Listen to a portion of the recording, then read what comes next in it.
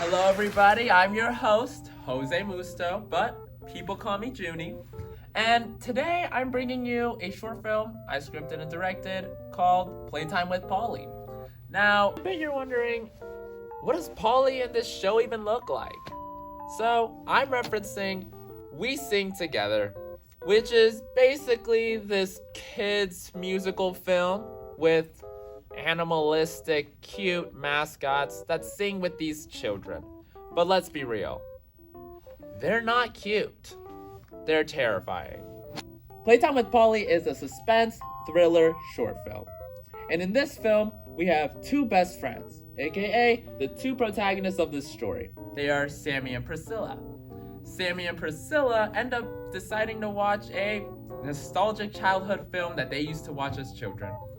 And in doing so, they release something sinister. The sinister thing is, well, you guessed it, Polly. Polly, he's the antagonist of this story. And I bet you're curious how this story unfolds. So, let's take a look at Act 1. So the story begins with Sammy and Priscilla having a girls' night at Priscilla's house. They both, in the attic, uncover a mystery VHS, Playtime with Polly. So they decide to watch it. And as they watch it, they're starting to realize that Polly is saying some weird things he's never said before. And Priscilla gets bored and she heads out to go get some popcorn. Sammy's left watching and she's not having any memory of this show at all. So as she watches, the TV show starts glitching. Polly is saying some things he would never say. And Sammy is obviously concerned. This is not an episode she remembers. What's going on? Sammy gets up, trying to fix the TV, but she can't. So she heads out to go look for Priscilla. But walking into the kitchen, there's no sign of Priscilla.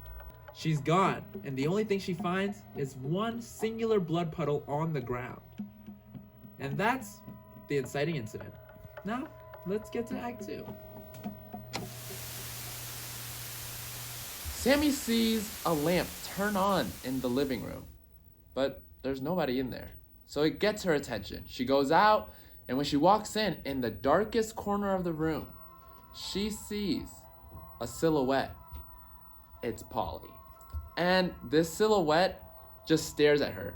Not knowing what it is, she grabs a baseball bat out of the closet, and she starts walking towards it, thinking it's human. The lamp turns off and it turns back on.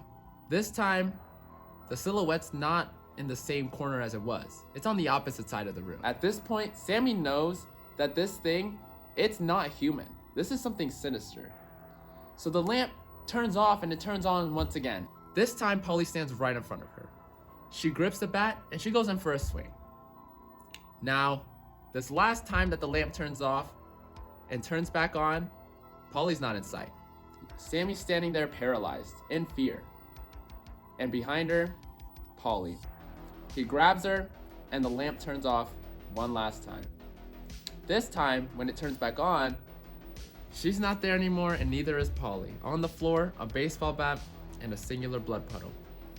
Now, let's move on to Act 3.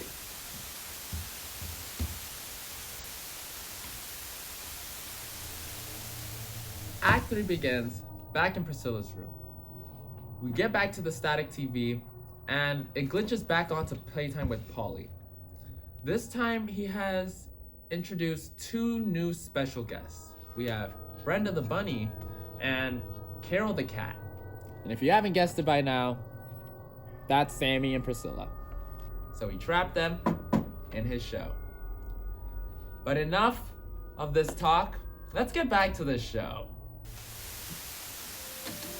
Now enough rambling.